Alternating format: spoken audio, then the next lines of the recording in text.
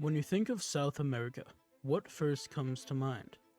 Is it the Amazon rainforest? The diverse cultures you'll find there? The foods? Well, what I've been thinking about recently is who is the backbone of these South American countries? And most people might think it's the businessmen or maybe the politicians, but in reality, the people we all should be thinking about are the workers. And not just any worker, but the people who have to spend hours on hours farming on a factory line, or anyone who has to do the job that no one else wants to do. Now I understand what you're going to ask. But Nick, why should we care? Well, the truth is, I can't answer that for you. But what I can do is show you how these people used to be living in a society that didn't care about them, and who is trying to make it so that workers are actually compensated and treated fairly by large companies. First, to understand this, we need to know some of the previous worker movements.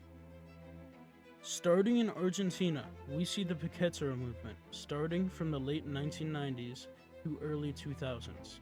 Piquetero means picketer in English, which is to describe protesters in front of businesses or government buildings.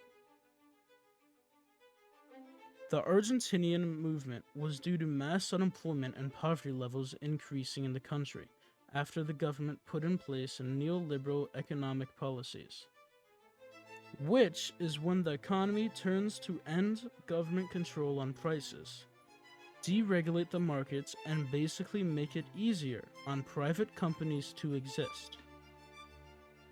And well, Argentina's economy collapsed in 2001, and let's just say people were not happy. People had lost their jobs, their homes, and were unable to support basic needs for their family. With the Piqueteros enraged, they had to use tactics in order for their voices to be heard by using corte de ruta, which means roadblocks. The picketers, however, are not fully supported by people. Some people do not believe that creating blockades are over-the-top means to get something done, that not only hurt the government's economy, but will also hurt the individual citizen who is stuck in traffic and unable to get around to go to their jobs. Due to the inconveniences, the Argentinian government decided to implement judicial laws to stop the blockades. However, only done on a few roads, the President Nestor Kirchner at the time was trying to end these protests as quick as possible. So he started trying to discredit the picketer movement and said this was a non-civil way of protesting, and instead the protesters should petition and vote instead of disrupt everyday life. So the picketers did. However, many of the ballots were left blank, as most of the picketers wished to continue with the roadblocks. The government eventually started a plan called the Planas Trabajar, which created more jobs, opened up more promotions to people already inside of an organization, and led to a stronger workforce to help the economy get back to its feet.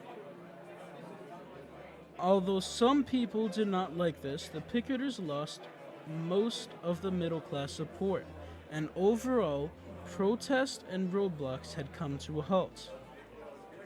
Even though the picketers had lost a lot of support and were known mainly for interfering with other people's lives by blocking the roads, they accomplished something great in a short span of time. The picketers is still a movement in Argentina, and their tactics on road blockades are still used to this day in countries all around the world, so that the people who would typically have no political voice might be heard. Now it's time to hear from everyone at home. Why should we care? Links to articles and pictures are linked in the description below. This is the final for Geog 150 2023. Most pictures will be found using PowerPoint presentation stock images or through Google search, which will also be linked below.